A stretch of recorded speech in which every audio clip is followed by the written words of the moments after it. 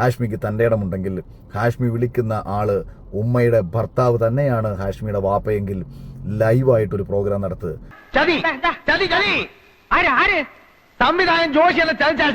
ജനകീയ കോടതിയിലേക്ക് ഹാഷ്മി എന്നെ ക്ഷണിക്കുമ്പോൾ ഞാൻ വന്നത് ഞാൻ വെറും വിഡ്ഢിയായതുകൊണ്ടല്ല. സത്യമോള് മനസ്സിലാക്കിയ സ്ഥിതിക്ക് ഇനി എങ്ങനെ തെളിയിക്കും?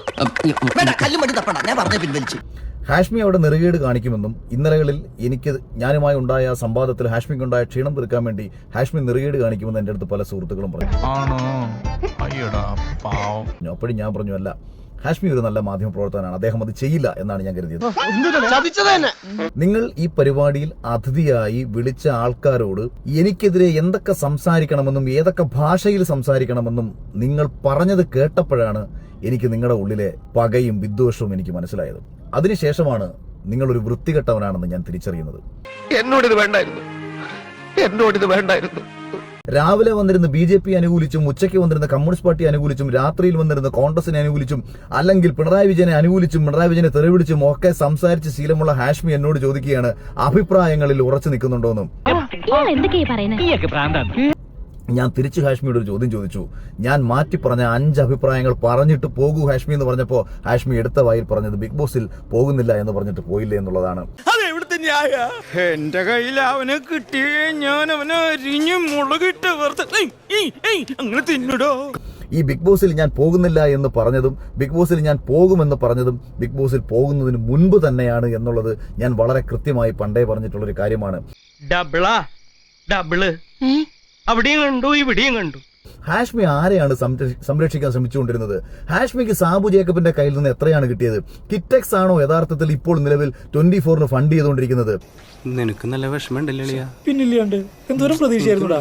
നിങ്ങൾ എന്തടിസ്ഥാനത്തിലാണ് സാബു ജേക്കബിനെതിരെ ഞാൻ ഉന്നയിച്ച ആരോപണങ്ങളിൽ ഒരു ചോദ്യം പോലും ചോദിക്കാതെ, സാബു ജേക്കബിനെതിരെ ഞാൻ പറഞ്ഞ വിഷയങ്ങളിൽ ഒരു തവണ പോലും സംസാരിക്കാതെ നിങ്ങൾ ആരെയാണ് സംരക്ഷിക്കാൻ ശ്രമിച്ചത്?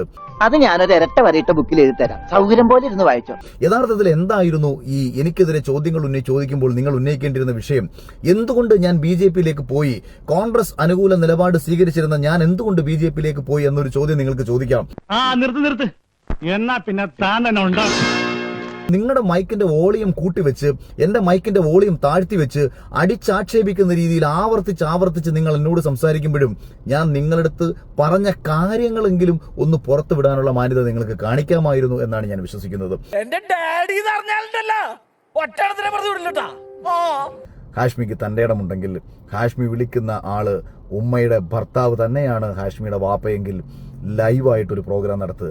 എന്നിട്ട് നിലപാടെന്ന് പറഞ്ഞ ഇതേ വിഷയത്തിൽ അഖിൽ മാരാർ പൊതുസമൂഹത്തിന്റെ മുന്നിൽ മാറ്റിപ്പറഞ്ഞ നിലപാടുകൾ ഓരോന്നോരോന്ന് വിളിച്ചു പറഞ്ഞിട്ട് നിങ്ങളൊന്ന് പൊളിച്ചെടുക്കാൻ നോക്ക്. ചുമ്മാ തങ്ങിയെന്ന് തോറ്റാ പോരെ, അതിന് വീരവാദം വേണോ? ചുമ്മാ തങ്ങിയെന്ന് തോറ്റാ പോരേന്ന്.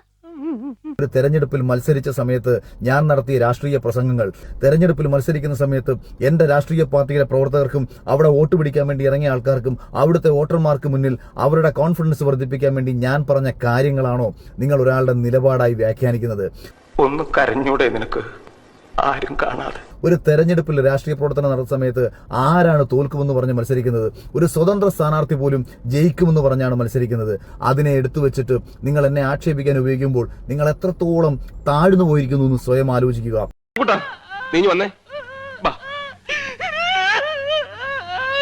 ധൈര്യമുണ്ടെങ്കിൽ നീ വാ, ധൈര്യമുണ്ടെങ്കിൽ വാ, ലൈവായി ഞാനുമായി സംവദിക്കാൻ താല്പര്യമുണ്ടെങ്കിൽ നീ വാ. അത് കഴിഞ്ഞിട്ട് നമ്മളൊന്ന് കാണുന്നുണ്ട്. അപ്പോട്ടിനോട് സ്നേഹം ഉള്ളോണ്ട് പറയാ, കാവിലെ മത്സരത്തിലെങ്കിലും അശോകേട്ടനെ തോപ്പിച്ചോണം. അതിലും തോറ്റിട്ട് അടുത്ത മത്സരത്തിൽ എടുത്തോളാന്ന് പറയാൻ ഈ വർഷം വേറെ മത്സരങ്ങളൊന്നും ഇല്ല. വ്യക്തിവിരോധം തീർക്കാൻ വേണ്ടിയിട്ട് ഒരു ചാനൽ ഫ്ലോർ ഉപയോഗിച്ച് നിങ്ങളെ ഒരു മാധ്യമ പ്രവർത്തകൻ എന്ന് ഒരിക്കലും വിളിക്കാൻ കഴിയില്ല. അവനെ എന്റെ കയ്യിലേക്ക് കിട്ടിയ പെട്രോൾ ഒഴിച്ച് കത്തിച്ച ചാരോടുത്തിയ പല്ല് കഴിച്ചളയും. ഈ കുറുപ്പേ മഹാ തൊട്ടിയാ വാടാ.